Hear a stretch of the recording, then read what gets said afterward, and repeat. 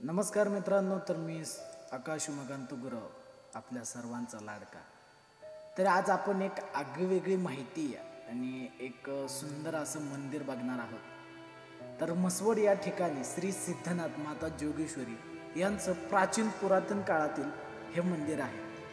तर आज मी तुम्हाला हे मंदिर पूर्णपणे दाखवणार आहे आणि त्याची सुरुवात आणि लास्टपर्यंतची सगळी माहिती खरी आणि ग्रंथातली ही आपण ऐकणार आहोत. तर चला आपण मसवडमधले श्री सिद्धनाथाचं आणि जोगेश्वरी मातेचं दर्शन घेऊया आणि तेथील मंदिर नक्की कशी आहे आणि कसे नाही हे आपण आपल्या डोळ्यानेच पाहूया. तर हे तुम्ही बघताय, ही श्री सिद्धनाथ माता जोगेश्वरी यांच्या मंदिराची पहिली कमान, जी आडव्या पेठेतून सरळ मंदिरामध्ये जाते. असेच भक्तजन या मंदिरासमोर बसलेले तुम्हाला दिसते. त्याचप्रमाणे आता समोर दिसले आपल्याला श्री सिद्धनाथ माता जोगेश्वरी मंदिर. किती सुंदर असं देखणं आणि अतिशय सुंदर असं हे आपलं सिद्धनाथाचं मंदिर आहे. तर आपण बघताय, हे पलीकडच्या साईडला नवीनच बांधकाम झालेलं आहे. म्हणजेच जुनं जे पुढचा हत्तीच्या वरचा गाभारा होता तो पडथळीत विस्कळीत झालेला, त्याच्यामुळे नवीन बांधकाम आता हे केलेलं आहे. तर ही आहे मागच्या बाजूची कमान, म्हणजे मागच्या बाजूचा सजा, याला सजा म्हणलं जातं. हा मागच्या बाजूने सुद्धा मंदिराकडे आपल्याला जायला येतं. तसेच हे आपल्याला समोर दिसते ती श्री गणेशांची मूर्ती. तर इथं आपण आलोय, हे छोटंसं कुंड आपल्याला दिसतंय. जेव्हा श्री सिद्धनाथ माता जोगेश्वरीला सकाळी आंघोळ घातली जाते, त्या टाइमला तिथून येणारं सर्व पाणी ह्या इथे येतं आणि माणसं इथूनच कीर्त म्हणून ते बॉटलमध्ये किंवा तिथेच भरून घेतात. तर असाच हे आहे दिंडीचं दार. दिंडीचं दार म्हणजे येथून नैवेद्य आत जातो, म्हणजे देवाला, सिद्धनाथाला आणि माता जोगेश्वरीला इथून नैवेद्य दाखवला जातो, म्हणजे इथून आत जायचा तो मार्ग आहे. तसेच ही अलीकडचा सजा म्हणजे छोटा सजा, हे आपण मागं फिरून बघितलं आणि डबल आलो हत्तीच्या गाभाऱ्यामध्ये. तर हत्तीच्या गाभाऱ्यामध्ये आल्यानंतर आपल्याला तिथेच वर बोर्ड दिसले. आता बोर्डवरची माहिती ही तुम्हाला बघायला भेटेल. घटस्थापना, हळदी समारंभ, विवाह सोहळा, तसेच नाथांचा रथोत्सव आणि जन्मकाळ, हे सर्व काही याच्यावरती माहिती दिलेली आहे. तसेच दीपावली, देवाचे विविध कार्यक्रम कसे होतात, किती तारखेला असतात, ते सगळी माहिती बघितली आपण. तर हे आहेत श्री माता जोगेश्वरी यांचं हत्ती, म्हणजे माता जोगेश्वरीचं भान म्हणजे हा हत्ती आहे. तर सुंदर असा दगडी आकृतीत हा हत्ती आपल्याला पाहायला मिळतो. असं बघितलं की असं वाटतं की हुबेहुबच खरोखर आपल्या समोर हत्तीच आहे. त्याच्यानंतर आपण मधल्या गाभाऱ्यातून पुढे चाललो, म्हणजेच पादुका, श्री सिद्धनाथ माता जोगेश्वरी यांच्या पादुका, म्हणजे गडशी सालकरी धुमाळ हे इथं सेवा करतात. म्हणजे तिथली पूजा अर्चा, तिथली स्वच्छता, तिथं रोज दिवा लावणं, त्याच्यानंतर तिथली स्वच्छता करणं, तिथं काय येईल जाईल ते त्यांचं मानधन असतं.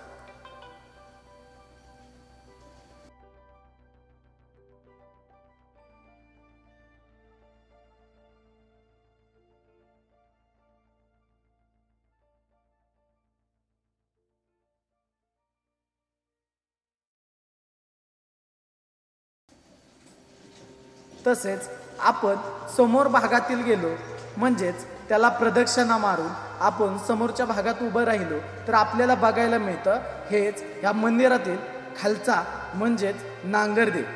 नांगरदेव म्हणजे गडशी समाजानं खूप असा मानलेला किंवा गुरव समाजाने खूप असा मानलेला हा आपला भगवंत. म्हणजेच गडशी सालकरी जे असतात ते या नांगरदेवाची आणि इथल्या पादुकाची सेवा करतात. तसेच आपण समोर बघतोय हे आहे डवरी सालकऱ्यांचं कुंड, म्हणजेच जे धुनी म्हणतात ते इथं आहे. इथून अंगारा माणसांना लावला जातो. डवर हा दिसतोय, हा डवर आहे. म्हणजेच आपला लग्न झाल्यानंतर जो गोंधळ होतो त्या या डवरानेच सुरुवात केली जाते, म्हणजे आरती केली जाते. तसेच आपण समोर बघतोय की गडशी समाज आणि डवरी समाज हे सगळे इथेच बसलेले आहेत. अशी दगडी आकृतीत कोरीवपणे काम केलेली ही श्री सिद्धनाथ मंदिरातील काही कलाकृती. तर आता आपण जाणार आहोत मधल्या गाभाऱ्यात. म्हणजेच हे आपल्याला बघायलाच मिळते एकदम दगडी आकृतीत कोरलेली नक्षीदार अशी शामियानी ह्या मूर्त्या आपल्याला पाहायला मिळतात.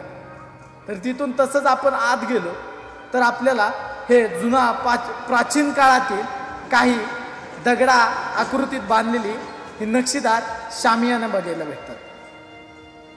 तसाच दगडा आकृतीतील हे खांब तुम्ही बघतायच.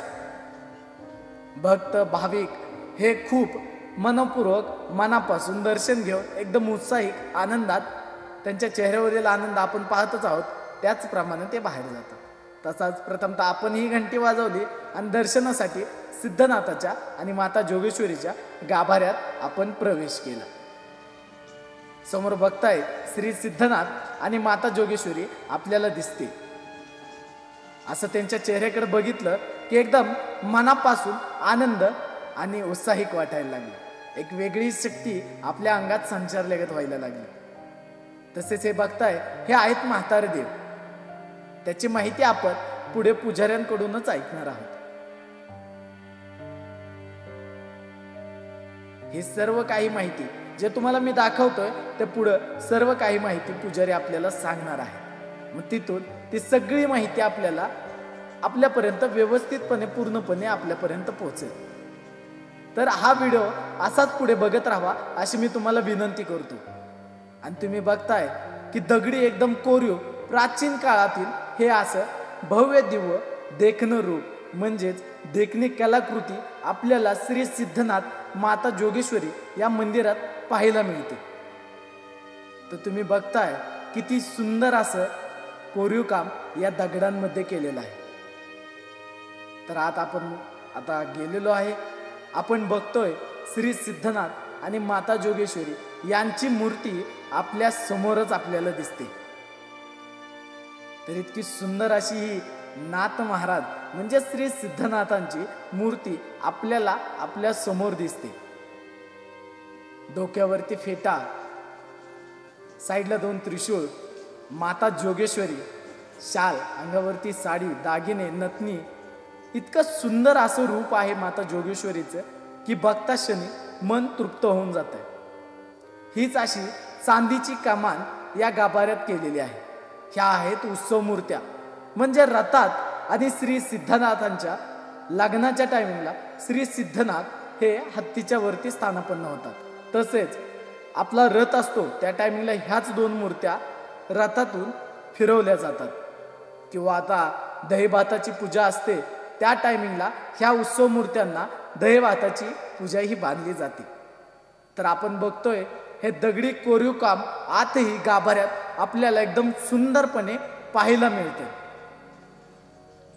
इथं आलो की नागदेवता आपल्याला दिसले. नागाची अशी कोरीव बांधकाम केलेली ही मूर्त आहे. हा दरवाजा दिसतोय, इथं श्री सिद्धनाथांचे कपडे,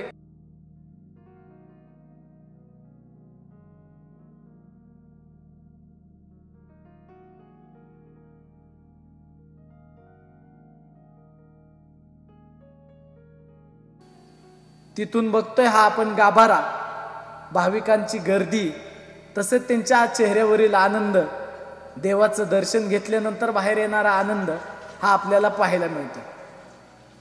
तर अशी सुंदर अशी माहिती अजून जिथून हे मंदिर सुरुवात झालं ह्या सुरुवातीची काळाचा सगळा माहिती, त्याच्यानंतर पुजाऱ्यांची माहिती, या मंदिराची सुरुवात नक्की झाली कशी, ही सगळी माहिती आपल्याला बघायला मिळणार आहे. आई तुळजाभवानीची मूर्ती, काळुंबाईची मूर्ती, त्याच्यानंतर श्रीकृष्णाची मूर्ती, नवनाथांची मूर्ती, श्री गणेशांची मूर्ती, अशा सर्व काही मूर्त्या या मंदिरात आपल्याला पाहायला मिळतात. तर त्या सुद्धा मूर्ती आपण बघणारच आहोत. त्याच्या अगोदर हे दगडी काम तुम्हाला दिसतंय नक्की किती कोरीव आणि नक्षीदारपणे हे मंदिर उभा केलेलं आहे। तर सुरुवातीला आज जातानाच हे सगळे दगडी कोरीव काम आपल्याला पाहायला मिळतं। आता आपण ऐकूया पुजाऱ्यांकडून या मंदिराची सर्व काही माहिती। नमस्ते, मी श्री हरिभाऊ भास्कर गुरव, सिद्धनाथ देवस्थान ट्रस्टचे चेअरमन। आपल्या सिद्धनाथाबद्दल जे काय पूर्ण माहिती सुरुवात ते शेवटपर्यंत सिद्धनाथाचा पूर्ण जो इतिहास आहे तो पूर्ण इतिहास मी सांगत आहे आणि जो आहे तो पूर्ण ग्रंथ शास्त्राच्या आधारे असणारी संपूर्ण माहिती मी आज तुम्हाला सांगत आहे। हे म्हसोळ क्षेत्र हे पूर्वी दंडकारण्य होतं। या दंडकारण्यामध्ये ऋषीमुनी तपश्चर्या करत असत। या ठिकाणी अनेक असे जिथं देव आहे तिथं राक्षस आहेत, चांगला आहे तिथं वाईट आहे। त्याप्रमाणे ह्या दंडकारण्यामध्ये ऋषीमुनी तपश्चर्या करत असताना या ठिकाणी काही असुर होते। त्यामध्ये ते असुरांचा मुख्य जो नायक होता त्याचं नाव होतं काळासूर। हा काळासूर दैत्य असा ब्रह्मदेवाकडून त्यांनी वरदान मिळवलेलं होतं की त्यांना 33 कोटी देवामध्ये एकही देव त्यांना मारू शकत नव्हता। त्यांना जर मारायला गेलं तर त्यांचा एक जरी रक्ताचा थेंब पृथ्वीवर पडला तरी तो पुन्हा जिवंत होत होता। म्हणजे जमिनीवर एक थेंब पडला की तो पुन्हा जिवंत व्हायचा असं त्याला वरदान होतं। त्यामुळे त्यांना कोणीच मारू शकत नव्हतं। मग हे सगळे ऋषीमुनी भक्तगण हे सगळे ब्रह्मदेवाकडे गेले आणि त्यांनी ब्रह्मदेवाला विनंती केली की हे दंडकारण्यामध्ये दक्षिण काशी दंडकारण्यामध्ये देव धर्म पूजा अर्चा ग्रंथ होम यज्ञ असं काहीच राहिलेलं नाही। हे असुरांनी सगळा विध्वंस केलेला आहे। तर या असुरापासून आमचं संरक्षण होऊन आम्हाला काहीतरी अभय मिळावं म्हणून सर्व देव भक्त लोक सगळे ब्रह्मदेवाने सांगितले की सृष्टीची निर्मिती करणे हे माझं काम आहे। त्यामुळे मी यामध्ये काय करू शकत नाही, आपण सर्वजण विष्णूकडे जाऊया। मग हे ब्रह्मदेव अधिक भक्तगण हे सगळे ऋषीमुनी हे सगळे विष्णूकडे गेले। विष्णूमध्ये क्षीरसागरी जाऊन त्या ठिकाणी भगवंताची स्तुती करून विष्णूला प्रसन्न करून घेतलं आणि विष्णूपुढे त्यांनी प्रस्ताव मांडला। त्यावेळी विष्णूने सांगितले की ब्रह्मदेव सृष्टीचे निर्माण करतो, मी पालनपोषण करतो। विनाशाचं काम हे भोलेनाथाकडे शिवशंकराकडे असते, महादेवाकडे असतं। आपण सर्वजण मिळून महादेवाकडे जाऊया। मग हे सगळे ऋषी मुनी ब्रह्मदेव आणि विष्णू हे सर्वजण कैलास पर्वतावरती भगवान शंकराकडे गेले। शंकराकडे गेल्यावर शंकराची स्तुती करून शंकरांना प्रसन्न करून घेतलं आणि त्या ठिकाणी मग ह्यांनी त्यांचे जे काही विनंती होती ती मांडली। त्यावेळी शंकरांनी सांगितले की काय हरकत नाही, भक्तांचं रक्षण दुष्टांचा नाश करून भक्तांचं रक्षण करणं हे माझं काम आहे।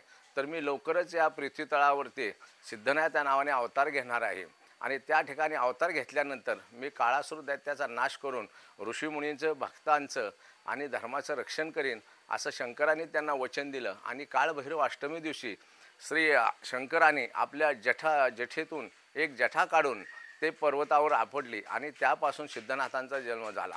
तो दिवस होता काळभैरव अष्टमीचा। या दिवशी शंकराने स्वतः अवतार घेतलेला हा सिद्धनाथाचा अवतार आहे।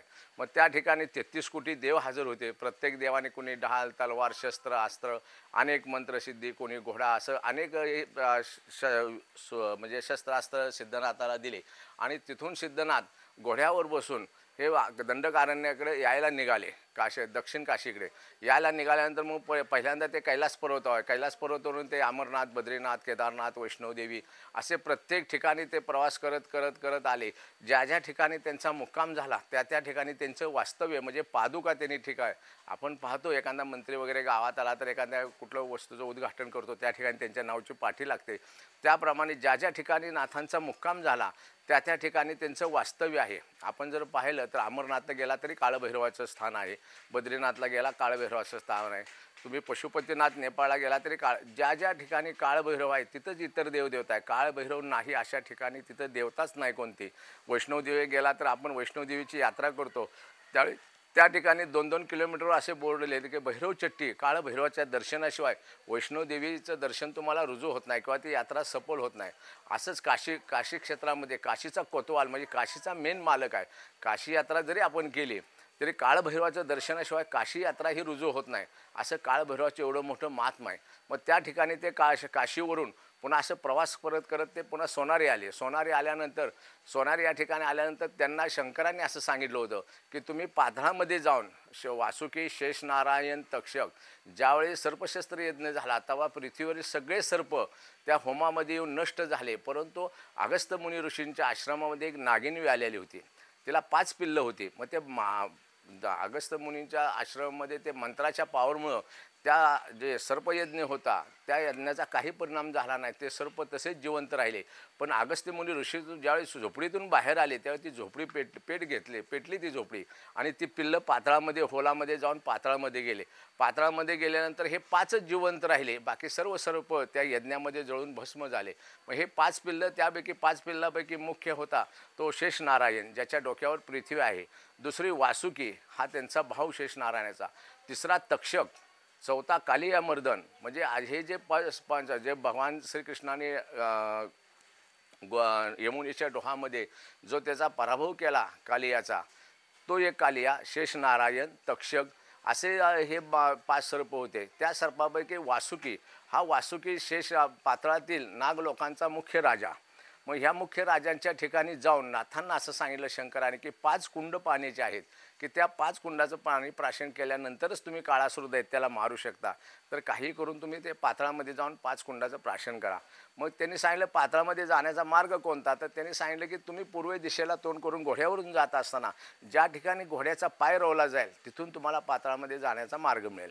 आणि असं ते प्रवास करत असताना एका ठिकाणी, ते ठिकाण काय अजून आम्हाला सापडलं नाही किंवा कुठं अशी माहिती अजून लागलेली नाही, की तिथून नाथाने पाताळामध्ये प्रवेश केला. पाताळामध्ये प्रवेश केल्यानंतर खाली आपण पाहतो नाग लोकांचा राज्य आहे. या नाग लोकांचा मुख्य राजा वासुकी होता. त्या वासुकीचा मग आपण पाहतो की राज्य असेल तर त्या ठिकाणी तटबंदी असतात, सैन्य असतात, शिपाई असतात. मग ते नेम असतो त्या राज्याचा की शिपायांकडून राजाची परवानगी घेतल्याशिवाय त्यांना त्या राज्यामध्ये प्रवेश करता येत नाही. मग नाग लोकांच्या राज्यात त्यांना नाथांना प्रवेश करताना तिथल्या शिपायांनी अडवलं की आमच्या राजाच्या परवानगीशिवाय तुम्ही आमच्या राज्यात येऊ शकत नाही, ते सीमेच्या आत तुम्हाला येता अधिकार नाही. शंकराने सांगितलं की नाथांनी सांगितलं मी शंकराच्या त्रिभुवनामध्ये मला कोण अडवू शकत नाही, तुम्ही कोण मला अडवणार. परंतु त्याने राजाला कल्पना द्यायच्या अगोदरच नाथांचं आणि त्या सैनिकांचं तिथं युद्ध झालं, घनघोर युद्ध झालं. त्या सैनिकांचा पराभव झाला.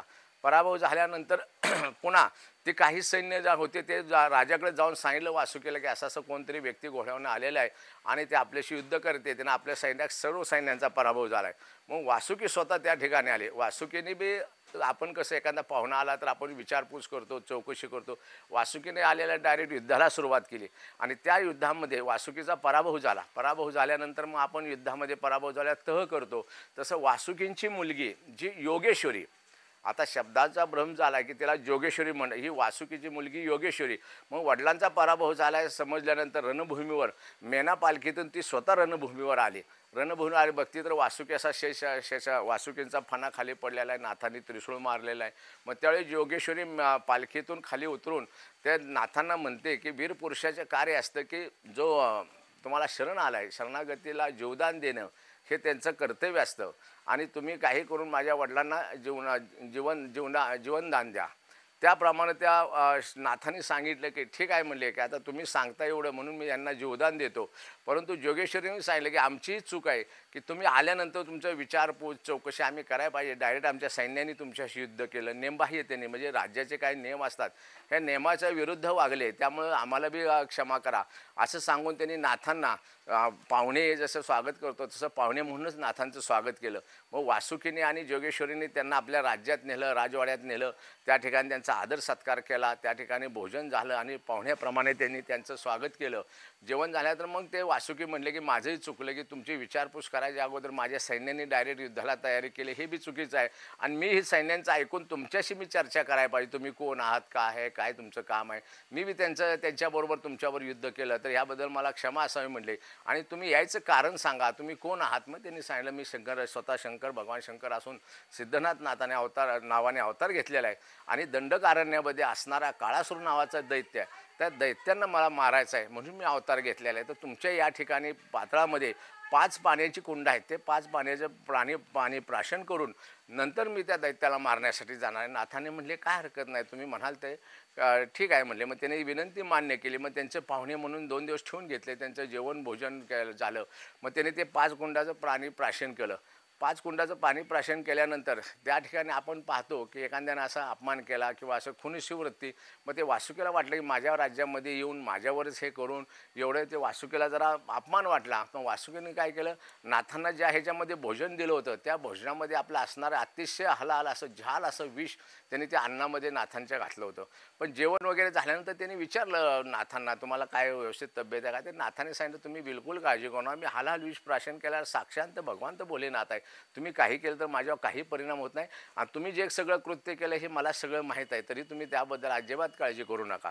मग ते वासुकीने विचार केला की आपल्यापेक्षा फार मोठी ही शक्तिशाली महादेवता आहे, तर त्यांनी क्षमा मागितली आणि मग त्याने त्या ठिकाणी 5 कुंडाचं प्राणी प्राशन केल्यानंतर सिद्धनाथ घोड्यावरनं पुन्हा पृथ्वीवर आले. पृथ्वीवर येताना नाथाने योगेश्वरीनं नाथांना पाहिल्यानंतर त्यांनी मनापासून त्यांना पती म्हणून त्यांचा स्वीकार केला आणि त्यांनी वासुकीला वडिलांना बोलून दावलं की सिद्धनाथ महाराज आलेत, त्यांच्यावर माझं प्रेम आहे आणि माझं जो मी ह्यांना पती म्हणून स्वीकार केले, काही झालं तर मी लग्न ह्यांच्याशीच करणार. मग वासुकीने पुन्हा नाथांना सांगितलं की ठीक आहे, काय हरकत आहे, माझ्या मुलीची इच्छा आहे तर तुम्ही पाणी ग्रहण करावं, हे कन्यादान मी करतोय. तर नाथाने सांगितलं, मी लग्न किंवा संसार प्रपंच करण्यासाठी मी आलेलो नाही, मी आलेलो आहे भक्तांचं रक्षण करून ऋषीमुनींना आणि धर्माचं रक्षण करण्यासाठी आलो आहे, त्यामुळे लग्न हा माझा आत्ता विषय नाही, तर मी काय लग्न करू शकत नाही. परंतु वासुकीने सांगितलं की ज्या वेळेला माझी मुलगी तुम्हाला पती म्हणून तुमचा स्वीकार केला आहे, तुम्ही लग्न कधीही करा, पण माझ्या मुलीला तुम्ही आत्ता सोबत घेऊन जावा. त्यावेळेला वासुकीनं जोगेश्वरीला, आपण कसं मुलीला आहेर देतो तसं त्याप्रमाणे वासुकीने जोगेश्वरीला हत्ती म्हणून दिलेला आहे, जो आत्ता सध्या मंदिरात तुम्हाला पाहायला मिळतो. पण सासऱ्याकडून आहेर किंवा भेट म्हणून मिळालेला हत्ती हे वर्षातून एकदा नाथांचं लग्न त्या हत्तीवर लागतं, 12 महिने देवीच हत्तीवरती पूजा असते. अशा प्रकारे नाथाने मग पृथ्वीवर आले योगेश्वरी घेऊन, जोगेश्वरी बरोबर आले ते या ठिकाणी. आल्यानंतर मग हिने काळासूर नावाचं दैत्य ह्या दंडकारण्यामध्ये आले. दंडकारण्यामध्ये आल्यानंतर 12 दिवस अहोरात्र घनघोर युद्ध चाललं, तरीसुद्धा त्या दैत्याचा पराभव होत नव्हता. रक्ताचा थेंब पडला की पुन्हा तो जिवंत व्हायचा. मग त्या ठिकाणी 33 कोटी देव हजर राहिले आणि 33 कोटी देवांनी घटस्थापना केली. घटस्थापना म्हणजे काय की आपला संकल्प असतो की माझं हे काम बाबा पूर्ण होऊ दे, असा 33 कोटी देवांनी 12 दिवस उपवास, म्हणजे हे जंगलच होतं ना दंडकारण्य, आणि घटस्थापना करून संकल्प केला की हे नाथांना ह्या काळासूर दैत्य मारण्यासाठी लवकरात लवकर यश मिळावं. आणि 12 दिवस ज्यावेळी घटस्थापना झाली त्यावेळी प्रतिपदा अमावस्या, दिपावळी अमावस्येची प्रतिपदा होती, प्रतिपदेला घटस्थापना करून त्यांनी तो संकल्प केला 33 कोटी देवाने. आणि 33 कोटी देवांनी 12 दिवस उपवास केले आणि 12व्या दिवशी, त्या दिवशी तुळशी विवाह असतो, त्या दिवशी रात्री 12 वाजता नाथांनी काळासूर दैत्याला मारलं. मारल्यानंतर ते रक्त जे खाली पडायचं ते शंकराचं स्थान असल्यामुळे त्या ठिकाणी असं हे आहे, होमकुंड आहे की ज्याला आपण धुनी म्हणतो, त्या धुनीमध्ये ते दैत्याचं देह पडला, त्यामुळे ते रक्त खाली सांडलं नाही. आणि शिर तुटलेलं जे नाथाने हातात धरलेलं आहे त्या शिराचं रक्त खाली थेंबर पडायच्या अगोदर श्वान म्हणजे कुत्रा पळत आला आणि त्या कुत्र्याने ते रक्त तोंडात झेललेलं आहे. आता जर आपण काळभैरवाच्या नाथांची मूर्त पाहिली तर त्यांच्या डाव्या हातामध्ये ते काळासूर दैत्याचं मुंडकं आहे आणि खाली कुत्र्यानं ते रक्त झेललेलं आहे. म्हणून तो काळासूर दैत्याचा नाश केला म्हणून हे मूळचं नाव ह्यांचं सिद्धनाथ, आणि काळासूर दैत्य मारला म्हणून ह्यांना काळभैरव म्हणून नाव मिळालेलं आहे. काळभैरव, भैरवनाथ आणि सिद्धनाथ एकाच देवाचे नाव आहेत. मग तो काळासूर दैत्य मारल्यानंतर त्या ठिकाणी 33 कोटी देवांनी जय जयकार केला. रात्री 12 वाजता त्या दैत्याचा नाश केला आणि 33 कोटी देवांनी जय जयकार केला आणि त्यांनी सांगितलं नाथ महाराजांना की हे कार्य तुम्ही छान केलं, मग आता ही सर्व साक्षीनं हे दुसरंही कार्य आपण आनंदात करूया. म्हणून 33 कोटी देवाच्या साक्षीनं सिद्धनाथ आणि जोगेश्वरी यांचं लग्न तुळशी विवाह बार्शी दिवशी रात्री 12 वाजता लागलं. जगामध्ये कुठल्याही देव असो, राक्षस असो, किन्नर असो, गंधर्व असो, कोणाशी लग्न रात्री 12ला लागत नाही, परंतु सिद्धनाथाचं लग्न रात्री 12 वाजता लागतं. आणि सिद्धनाथाचं इथं लग्न लागल्यानंतर मग आपण पाहतो की आरतीमध्ये ज्या देवाची आरती असेल त्या आरतीमध्ये 90-100% पूर्ण त्या देवाची माहिती असते. मग नाथांनी एवढा प्रवास केल्यानंतर असं कुठंही नाही, सोनारे असो, खरसुंडे असो, की म्हसोळमध्ये एका आरतीमध्येच असा उल्लेख आहे की म्हसोळ नगरी रहवास केला, मानगंगे तीरी रहवास केला. या ठिकाणी दंडकारण्यामध्ये हे आरण्य म्हणा, सुशोभित म्हणा, या ठिकाणचं परिसर बघून नाथांना प्रसन्न वाटलं आणि हे शंकराचा अवतार असल्यामुळं ह्यांना एकांतवास फार आवडतो. आणि ह्या ठिकाणी म्हसोळ नगरी म्हणजे मानगंगेच्या तरी सिद्धनाथाने या ठिकाणी कायमस्वरूपी वास्तव्य केलं. वास्तव्य केल्यानंतर या ठिकाणी जर आपण पाहिलं ती नाथांची जी मूर्त आहे हे वरची पूजेची मूर्त आहे. स्वयंभू भुयारामध्ये जे शिवलिंग आहे ते नाथांचं मूळ स्वरूप आहे. कारण जेवढे जगात कुलदैवत आहेत हे सगळे शंकराचे अवतार. ज्योतिबा असू द्या, खंडोबा असू द्या, काळभैरव असू द्या, भैरवनाथ असू द्या, हे सगळे शंकराचे अवतार. जगामध्ये सगळ्यात जास्त श्रीमंत जरी तिरुपती बालाजी असले तरी ते कुलदैवत होऊ शकत नाही. विठ्ठल रुक्मिणी आपण बघतो, लाखो भाविक वारकरी वारी करतात, अगदी कितीतरी लोक, परंतु जे शिव जे स्थान आहे, शिवाचा जो अवतार आहे तोच कुलदैवत होऊ शकतो. वैष्णव अवतार आहे ना. आडवा गंध आपण म्हणतो ना, गुलाला आडवा लावणी बहाळा मानगंगेच्या तो क्षेत्र पाळा. आडवा गंध असेल हे शिव कुलदैवत असतात आणि उभा गंध असतात हे वैष्णवपंथी वारकरी संप्रदायामध्ये येतात. तर शिवापासून विष्णूची उत्पत्ती आहे, विष्णूपासून ब्रह्मदेवाची, ब्रह्मदेवापासून सृष्टीची उत्पत्ती आहे. मूळ पुरुष आपण काय म्हणतो, तुमचा मूळ पुरुष कसं, तसं कुलाचा मूळ पुरुष किंवा कुलाचा मूळ कुलदैवत जे असतो, कुळाचा मूळ दैवत कुठला तर कुलदैवत, तसं कुळाचं दैवत असणारे कुलदैवत हे सगळे शंकराचे अवतार. ज्योतिबाला जावा त्या ठिकाणी शिवलिंग आहे, खंडोबाला जावा त्या ठिकाणी शिवलिंग आहे, पालीला जावा त्या ठिकाणी शिवलिंग आहे, शिखर शिंगणापूरला शिवलिंग आहे, म्हसोळ सिद्धनाथ त्या ठिकाणी शिवलिंग आहे. जे कुलदैवत आहेत हे सगळे शिवलिंग म्हणजे शंकराचे अवतार आहेत. आणि कुलस्वामिनी हे सगळ्या पार्वतीचे अवतार असतात. कोल्हापूरची महालक्ष्मी ही सुद्धा काय कुलस्वामिनी नाही, ती महालक्ष्मी आहे, विष्णू पत्नी आहे. प्रतिवर्षी तिरुपती बालाजीवरून तिला साडी येते. नवराच आपल्या बायकोला साडी घेऊ शकतो ना, ती महालक्ष्मी आहे. आणि आपण पाहतो की त्या महालक्ष्मीच्या मंदिरात एक अंबाबाईचं मंदिर आहे. ज्यावेळी आपण प्रदक्षिणा घालतो त्यावेळी मंदिराला प्रदक्षिणा महालक्ष्मीच्या कोल्हापूरच्या घातल्यावर डाव्या बाजूला अंबाबाई किंवा भवानी अंबाबाई म्हणून मंदिर आहे. मग आज जर अंबाबाई असेल तर बाहेर एका मंदिरात एकाच देवाची दोन मूर्ती असता कामा नयेनं. ती जर अंबाबाई जर असेल तर तिच्या उजव्या हाताला आपण प्रदक्षिणा घालताना पाहिलं तर अंबाबाई यमाईचं मंदिर आहे तिथं. आणि अंबाबाईचं वैशिष्ट्य काय आहे, संबुळ म्हणा, परडी म्हणा, कवड्याची माळ म्हणा, हे तुळजापूर महालक्ष्मीला नाही ना, बाहेरच्या बाजूला आहे. म्हणजे ते महालक्ष्मी आहे. म्हणजे कुलस्वामीने असणाऱ्या तुळजाभवानी आमची यमाई ह्या कुलस्वामीने आहे. त्या खंडोबाची बायको म्हाळसा ह्या पार्वतीचे अवतार आहेत, म्हणून हे कुलदैवत आहेत आणि ह्या कुलस्वामीने आहेत. म्हणजे शंकराचा अवतार आहेत ते सगळे कुलदैवत. त्याप्रमाणे म्हसवड या ठिकाणी त्यांनी रहवास केला. म्हसवड ठिकाणी रहवास केल्यानंतर ज्यावेळी रामानं सीतेला लक्ष्मणाला सांगून दंडकारण्यामध्ये सोडण्यास सांगितलं, तर अयोध्यावरून लक्ष्मणाने रथातून सीतेला म्हसवडच्या पश्चिमेला मान तालुक्या दहिवडीपाशी कुळकजाय म्हणून सीताबाईचा डोंगर आहे, त्या डोंगरावरती सीतेला आणून सोडलं. आणि वहिनीची आपल्या हातून शेवटची सेवा म्हणून लक्ष्मणाने वडाच्या पाण्याचे 2 द्रोण तयार केले. मग ते पायापाशी एक ठेवला आणि उशापाशी ठेवला. आणि मोहिनी अस्त्राच्या ह्याच्याखाली तिची झोपत होती सीता झोप अवस्थेत असताना आपण पाहतो लक्ष्मणाने भावाचा शब्द किंवा वडील आज्ञा म्हणून तिला सीतेला तिथं सोडून लक्ष्मण अयोध्येला निघून गेले. पण आपण पाहतो की जंगलात ते वडाच्या झाडाखाली तिला झोपवलेलं असतं. ज्यावेळी तिला जाग येते त्यावेळी हालताना पायाकडला द्रोण सांडतो, तेही पाणी सांडून जातं. आळस म्हणून हात फिरवताना डोक्याचा द्रोण सांडतो, तो बी द्रोण सांडतो. मग पायाचं द्रोण सांडतो ते मानगंगा पूर्वेला म्हसवडला वाहत आलेलं इकडं खाली पूर्वेकडं, आणि डोक्याकडला द्रोण सांडतो ते बाणगंगा फलटण तालुक्यात वाहत गेलेले. मग ती नदी पूर्वी आता धरण झाले, बंधारा झाले म्हणून नदीचं स्पीड किंवा त्याची गती कमी आली. पूर्वी मानगंगा अशी नदी इतकी असं स्पीडनं वाहत होते, गुडघाभर पाणीसुद्धा असेल तर नदी पार कोण करू शकत नाही एवढी तिला गती होती. मग या ठिकाणी ते भुयारामध्ये नाथांनी ज्या ठिकाणी शंकराचा अवतार होता ते पाणी वाहून वाहून वाहून इतकं खोलमध्ये ते पात्र इतकं खोल झालं की आत्ता सध्या जर तुम्ही नदी पाहता त्या नदीत उभं राहिलं तर पहिलं मंदिराचं शिखरसुद्धा दिसत नव्हती, इतकी खोल नदी होती त्या टायमाला. मग ते पाणी वाहून वाहून ते गाळ वाहून जाऊन नदीच्या पात्रात त्या ठिकाणी शंकराने जिथं वास्तव्य केलं ते शिवलिंग उघडं झालं. उघडे झाल्यानंतर मग त्या ठिकाणी भक्तजण येऊन त्या शंकराची पूजा करू लागले. अनेक लोकांनी पूजा केली. पूजा केल्यानंतर या ठिकाणी यमाजी गुरु म्हणून ते त्यांची पूजा करू लागले. मग पूजा केल्यानंतर ते तिघं भाऊ होते, यमाजी गुरुवाचे तिघं भाऊ होते. मग तिघा भावांनी काय केलं, थोरला मधला धाकटा असे ते सेवा करत होते. पण अजूनही आपण पाहतो देवादिकापासून असं भावाचं म्हणा किंवा असं दुश्मनी वगैरे चालत आले. मग एका भावाला मुलगा नव्हता, एक भाऊ सालकरी, जो सालकरी असतो तो वर्षभर ब्रह्मचारी असतो, व्रतस्थ असतो, केस दाढी न काढायचे नसतात, मंदिरातच वास्तव्य करायचं. लग्न झाल्याशिवाय ते सालकरी म्हणता येत नाही. ते सोहळ्यामध्ये ते सालकरी नैवेद्य घेऊन येते. अशी पूजा चालत असताना दुसऱ्या भावाला ते बरं लागलं नाही. मग आपण मंदिरात ज्यावेळी जातो त्यावेळी मंदिराच्या बाहेर आलं तर त्या ठिकाणी गरुड खांब आहे. त्या गरुड खांबाच्या पाठीमागं लपून एका भावाने त्या नाथांचं जे सालकरी असतात पूजा करतात त्या सालकऱ्यांचं पूजा करून देवाचं नमस्कार केले की आपण उलट माघारी फिरतो, देवाला पाठ करत नाही.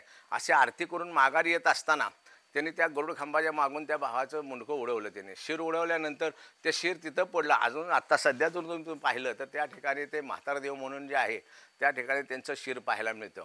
परंतु दैवी शक्ती इतकी महान होती की ते धड होतं, त्या धडाने राहिलेली पूर्ण आरती, जवळजवळ 12 शिल्लक राहिलेली आरती पूर्ण धडाने पूर्ण केली. आणि ते भावानं पाहिलं की अरे शिर तर नाही आणि धडाने देवाची आरती पूजा सगळं चालूच आहे. मग ते भ्याला, तो पळून गेला निघून. सालकरी होते, त्यांना बी हे ब्रह्मचारीच होते ना. मग तिसरा भाव होता, त्यांची बायको गरोदर होती. मग एक सालकर, पण सगळी पूजा झाल्यानंतर देवाला नैवेद्य अर्पण करून सगळं विधी झाल्यावर मग वडील मंदिराच्या या ठिकाणी आल्यानंतर आता सध्या तिथं सर्व पुजाऱ्यांचं मुख्य जे पुजाऱ्यांचं स्थान आहे यमाजी गुरु म्हणून त्यांची समाज आहे, त्या ठिकाणी सगळा विधी झाल्यावर बाहेर आल्यानंतर ते धड तिथं पडलं की त्या पुजाऱ्याने यमाजी गुरु म्हणून त्या ठिकाणी समाधी बांधलेलं आहे. असं हे सिद्धनाथाचं महत्त्व आहे. पुन्हा इथं काळासुर नावाचं ते त्यांनी 12 वाजता लग्न. मग देवाने सांगितलं की बाबा लग्नामध्ये एक लक्षात ठेवा, तुम्ही आहेर किती घेता, हुंडा किती घेता, पैसे घेता, ह्याला महत्त्व नाही, अन्नदानाला महत्त्व आहे. मग 33 कोटी देव ह्या दंडकारण्यामध्ये कसं जेवाय घालायचं म्हणून नाथाने काय केलं की म्हसवडच्या दक्षिणेला भोजलिंग म्हणून असा डोंगर आहे. म्हणजे ते डोंगराचं फार मोठं एक गाव बसलं एवढं मोठं पठार आहे.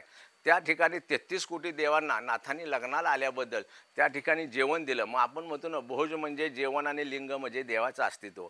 भोजलिंग, त्या भोजलिंगाच्या ठिकाणी नाथांनी 33 कोटी देव जेवाय घातलं. म्हणून वर्षातून एकदा अजूनही म्हसवड नगरीतल्या लोकांचा निवद नारळ तिथं जातो. तिथं सिद्धनाथाचं मंदिर आहे. मग त्या ठिकाणी वर्षातून एकदा तुम्ही पाहाल तर फार असे हत्तीसारखे मोठे दगड पडलेत. पण वर्षातून एकदा त्या ठिकाणी श्रावणामध्ये असं आपण बटाट्याला कोंब येतात, असं 33 कोटी शिवलिंग तयार होतात. आणि हे शिवलिंग तयार होतात फक्त तेवढ्या महिन्यापुरतेच, पुन्हा कालांतरानं हळूहळू ते नष्ट होतात. आणि ह्या सर्वांचं साक्षी म्हणून सर्वलिंगेश्वर म्हणून दक्षिणेकडं सर्वलिंगेश्वर म्हणून वळे म्हणून गाव आहे. त्या गावामध्ये सर्वलिंगेश्वर म्हणून शंकराचं स्थान आहे की ह्या सर्व घटनेचा साक्ष म्हणून वर्षातून एकदा आम्ही सर्व देवता इथं हजर होऊ असं सर्व देवांनी त्या ठिकाणी देवांना वचन दिलं नाथांना. त्याप्रमाणे ते विधी चालू असतात. मग अशा प्रकारे विधी झाल्यानंतर तो यमाजी गुरु त्या ठिकाणी नष्ट झाला. मग ते एक भाऊ पळून गेला तर तो पत्ताच लागला नाही. मग जे गरोदर पुजारीण होती त्या पुजारी ह्या जंगलामध्ये कोण सांभाळ करणार म्हणून देवाला भक्ती करणारे एक भक्त होते. त्या भक्तांनी त्याला नेऊन त्या पुजारीचा सांभाळ केला. सांभाळ केल्यानंतर मग ते इथं कोणच नव्हतं ना पूजेला. त्या ठिकाणी पंढरपूरचे रेवगे पुन्हा यायला लागले. हे भक्त हे कुलदैवत असल्यामुळं कराळ भाग म्हणा हे सगळीकडे भक्त लोक येत होते. त्या ठिकाणी रेवगे आले, बाबा या ठिकाणी कोणच पूजेला नाही. असं पाहिल्यानंतर रेवग्यांनी पूजा केली. मग हा एक पुजारणीची नेऊन जी सेवा केली ते नंतर त्याची डिलिव्हरी झाल्यानंतर त्या पुजारणीची डिलिव्हरी झाल्यानंतर मग तिला मुलगा झाला. मुलगा झाल्यानंतर त्यांनी त्याला लहानाचा मोठा केला. लहानाचा मोठा केल्यानंतर 16 वर्षे पूर्ण झाले. 16 वर्षे पूर्ण झाल्यानंतर ते पुन्हा म्हसवड या ठिकाणी ते भक्त घेऊन आले त्या मुलाला. आणि त्यांनी सांगितलं की बाबा रे हा इथला मुख्य पुजारी आहे. तर योगी म्हणले नाही, म्हणले आम्ही बरेच वर्ष पूजा करतोय, पूर्वीपासून आम्हीच इथंच आहे. तर त्या कालावधीमध्ये असं कोर्ट कचेरी पोलीस स्टेशन तक्रार असं काय नव्हतं की त्या ठिकाणी कसं आहे 5 पंच असायचे. त्या 5 पंचाच्या साक्षीनं जो काय निर्णय होईल त्या निर्णय ते ग्राह्य धरला जायचं. मग या ठिकाणी त्याने ते मान्यच करायला तयार नाही. ते रेवगे काय म्हणायचे आम्ही इथं पुजारी आहोत आणि ते भक्त म्हणायचं नाही हा मुलगा इथला पुजारी आहे. ह्या दोघांमध्ये वाद झाला. मग त्यांनी काय केलं पंचक्रोशीतील म्हणजे 5 गावचे प्रतिष्ठित प्रतिष्ठित लोकांना पंढरपूर या ठिकाणी शपथविधी झाला. मग या ठिकाणी नातोपुते, मायने, खरसुंडी, पिलीव असे हे 5 क्रोशीतील अधिक पंढरपूर असं पंचक्रोशीतील 5 पंच पंढरपूर चंद्रभागेच्या तिथं हजर राहिले. आणि त्यांनी ह्या दोन्ही मुलांची परीक्षा घेतली की जे रेवगे म्हणत होते आम्ही पुजारी आणि हे भक्त म्हणत होते हा मुलगा इथला पुजारी आहे. मग त्या ठिकाणी शपथविधी झाला. शपथविधी म्हणजे पूर्वी असा नियम होता की 5 पंचांसमोर परीक्षा द्यावी लागायची. तर तो लोखंडी एक गोळा तप्त घ्यायचा. तो इतका लाल गोळा असायचा की तो ठराविक अंतर चालत गेल्यानंतर असा गवताचा ढिगा असायचा. त्या गवताच्या ढिगावर टाकल्यानंतर ते गवत पेटलं पाहिजे इथपर्यंत तो गोळा लाल असावा लागतो. मग 500 फूट 1000 फूट असं अंतर असायचं चालत जायचं. म्हणजे ज्यावेळी त्या रेवग्याच्या मुलांनी रेवग्याच्या माणसाने तो हातात गोळा घेऊन 5 पंचांच्या समोर ज्यावेळी ते परीक्षा द्यायला गेले त्यावेळी त्यांच्या हाताला फोड आले. ते काय करू शकले नाहीत. परंतु ज्यावेळी त्या मुलाच्या जेव्हा म्हसवडच्या पुजाऱ्यांचा जो मुलगा होतो त्या भक्तांनी सांभाळायला मुलावर नंबर आला. त्या मुलाने तो गोळा हातात घेतला आणि 5ही पंचांच्या समोर पूर्ण अंतर पूर्ण करून तो गोळा त्या गवतावर टाकल्यानंतर ते गवत पेटलं. म्हणजे ते त्या परीक्षेमध्ये हा पास झाला. आणि 5ही पंचाने अशी साक्ष दिली की सदर हा म्हसवड ह्या सिद्धनाथाचा हा जो मुलगा आहे हाच कायमस्वरूपी पुजारी कायमस्वरूपी इथला मालक आहे असं त्या 5 पंचांनी त्या ठिकाणी शपथविधी होऊन पुन्हा त्या मुलाला या ठिकाणी ते मिळालं आणि तिथून हा पुजाऱ्यांचा वंश इथं पुढे चालू राहिला. मग त्यानंतर सिद्धनाथाचे असे वार्षिक विधी असतात की महाशिवरात्रीला भुयार उघडलं जातं, वर्षातूनच एकदा दर्शन असतं. महाशिवरात्र ह्याचा अर्थ काय की रात्री शिवाचं दर्शन, हे भुयाराचं वैशिष्ट्य आहे. पुन्हा नाथांचं लग्न लागतं, 12 दिवस उत्सव असतो, घटस्थापना असतात.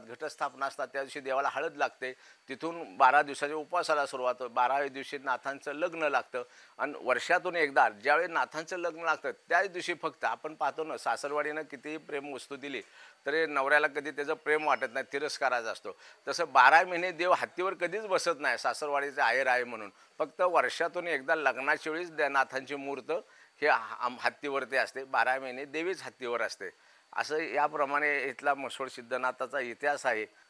तर सिद्धनाथ आणि जोगेश्वरी ज्यावेळी भक्तगण इथे येतात देवाकडं, त्यावेळी ते सगळे भक्तगणांचे सगळे प्रश्नांची उत्तरं वगैरे हे सगळे माहिती घेण्यासाठी सिद्धनाथ जोगेश्वरी मानगंगेच्या पात्रामध्ये तीर्थमुनी क्षेत्र आहे, त्या ठिकाणी असे उंच अशा भिंती आहेत.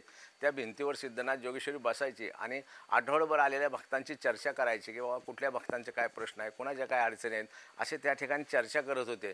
मग ते सिद्धनाथ जोगेश्वरी चर्चा करत असताना, नाथ हे शंकराचेच अवतार आहेत ना, त्यामुळे त्यांच्या गळ्यामध्ये नाग असायचा, दंडामध्ये नाग असायचा, मस्तकाभोवती नाग असायचा, कमरेभोवती सगळे नाग असायचे. शंकराच्या अंगावरती सर्वत्र नागच होते आणि जोगेश्वरी त्यांच्या डाव्या बाजूला बसले असताना पण नाथांचं सहज लक्ष जातं देवीकडं, तर देवीच्या दंडावर एक नाग असतो.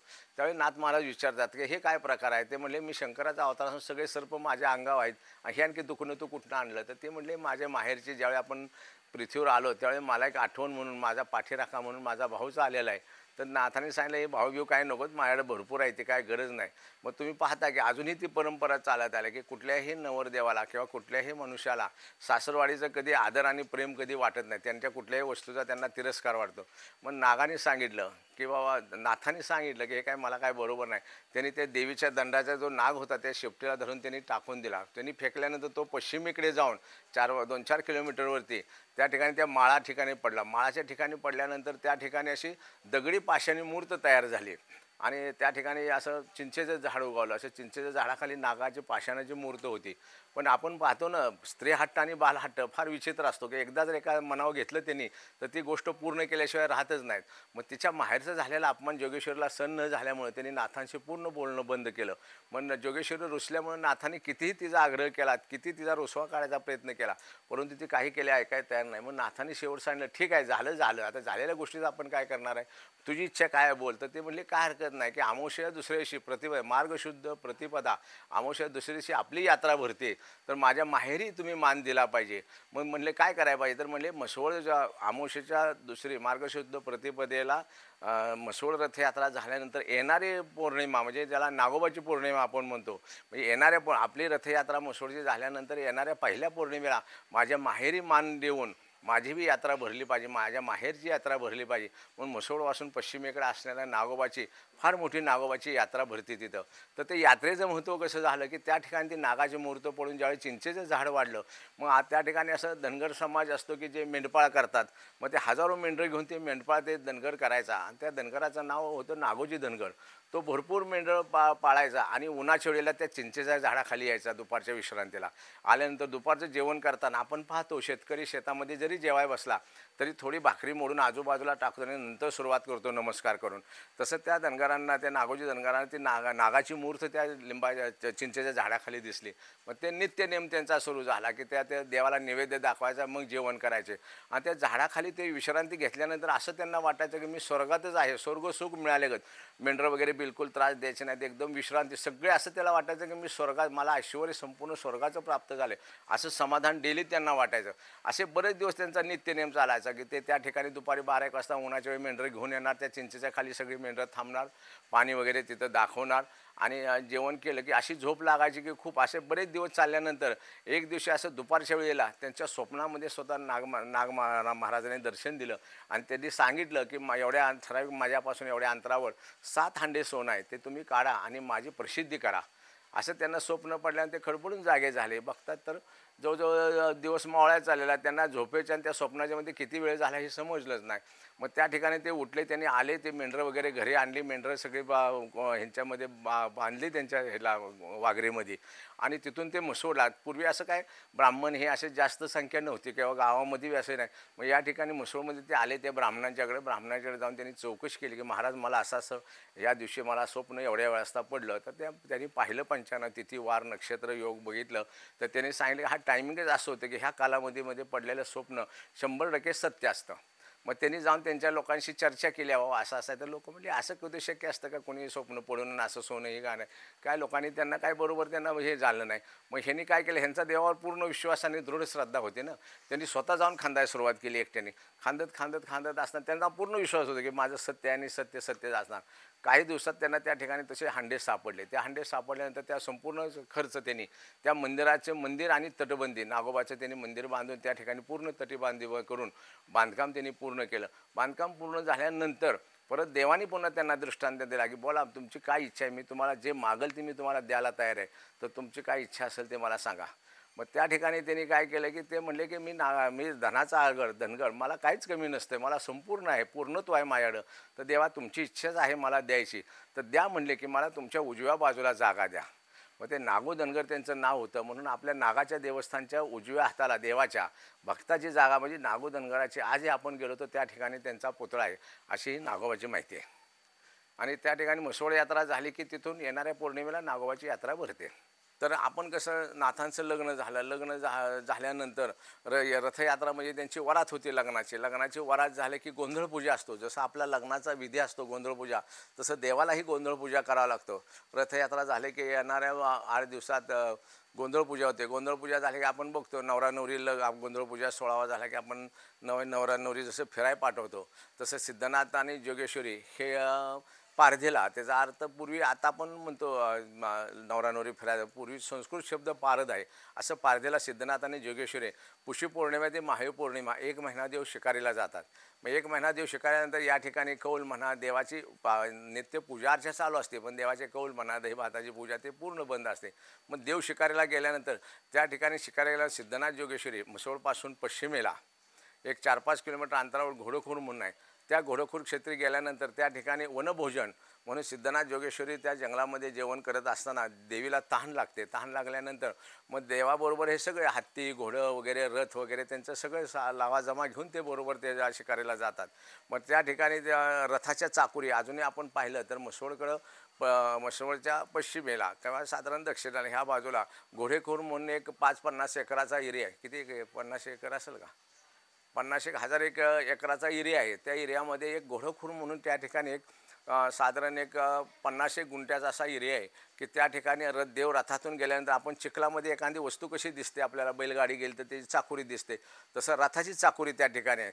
हत्ती चालत गेले तर हत्तीचे जसे पाय चिखलात उठतात तसे त्या खडकामध्ये उठलेले आजही त्या ठिकाणी आपल्याला पाहायला मिळतो की हत्तीचे पाय आहेत. घोडे गेलेले ते घोड्यांचे पाय चिखलातून गेल्यासारखे आहेत. नाथांनी रथातून खाली उतरून चालल्यानंतर नाथांचे खडावाचे पायांचे असे चिखलात उठलेले वन अजूनही आहेत. देवीचे नाथांच्या पायापेक्षा छोटेसे थोडे लहान असे देवीचे खडाव आहेत. त्या खडावाचे पाय त्या ठिकाणी उमटलेले आजही आपल्याला पाहायला मिळतात. रथाची चाकुरी, देवाचं पाय, हत्तीचे पाय हे सगळं तुम्हाला त्या ठिकाणी आजही पाहायला मिळतं.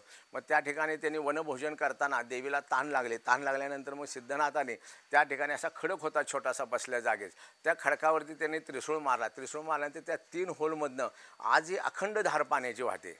कधीही कसलाही असताना ते उंचाव आहे, माळ आहे की त्या ठिकाणी चिमणीला सुद्धा पाणी प्यायला जवळपास परिसरात नाही, परंतु त्या ठिकाणी ते नाथाने त्रिशूळ मारल्या 3 होलातून पाणी आजही अखंड वाहते. तिन्ही होलातून पाणी ते सध्या आता ते ठिकाण पाण्यासारखं आहे. परंतु ज्यावेळी 72ला दुष्काळ झाला त्यावेळी त्या घोडखोरला तलाव बांधण्यात आला. त्या तलावा बांधलेल्या त्या भराव्यामध्ये हे देवाचं हत्तीचं म्हणा, घोड्याचं पाय म्हणा हे आत्ता सध्या अस्तित्वात पाहायला मिळत नाही. परंतु आपण जर जुन्या लोकांकडून माहिती काढलं तर ते आपल्याला ठिकाण सांगू शकतात की ह्या ठिकाणी होतं म्हणून. परंतु ती 3 होलं मारलेले पाणी, मग त्या लोकांनी दुष्काळ होता. आता सगळ्या 12 वाडी 12 खिळची लोकं तिथं कामाला येणार. कुणाला माहिती देवाचं महत्त्व आहे आणि हे. मग त्या लोकांना काय वाटलं, की बाबा हे दुष्काळात तळ्यावर काम करणार, इथं एवढंसं पाणी लागतं, आपण हे फोडलं तर खूप पाणी लागेल. मग आम्हाला कोणालाही माहिती नसताना, म्हणजे मसोळकरांना किंवा पुजाऱ्यांना यांना कोणाला माहिती नसताना त्या लोकांनी, ते माळच होतं ना, दुष्काळ होता, कशाला कोण पाहायला जाते, त्या लोकांनी टिकावानं ते फोडलं की भरपूर पाणी लागेल. मग आता सध्या ते फुटलेल्या अवस्थेत आहे, म्हणजे होलं नाहीत, पण ज्या ठिकाणी फोडलंय, जिथं होलं होती त्या ठिकाणी अजूनही अखंड पाणी वाहतं. कितीही मोठा दुष्काळ, कसलाही दुष्काळ असलं, त्या ठिकाणचं पाणी अजूनही बंद नाही, ते पाणी तिथं अजूनही वाहत आहे. आत्ता जरी आपण प्रत्यक्ष पाहायला गेलो तर असं माळ असून जवळपास धरण नाही, तलाव नाही, नदी नाही, कॅनॉल नाही, पाणी नाही, काही नाही, असं चिमणीला प्यायला सुद्धा पाणी नाही, असं माळ मोठं अगदी मोकळं बाळ असताना सुद्धा त्या ठिकाणी अखंड पाणी वाहत असतं, हे आत्ता सध्या सुद्धा पाहायला मिळतं. मग तेव्हापासून देव पारधीला गेल्यानंतर घोडेकूरला अजूनही ती प्रथा आहे की घोडेकूरला देवाचा प्रसाद किंवा वनभोजन करण्याची ही परंपरा अजूनही आत्ता सध्यासुद्धा चालू आहे, की पोषी पौर्णिमा देव पारधीला जातात आणि महावीर पौर्णिमेला येतात, असा हा घोडेकूरचा थोडक्यात माहिती आहे.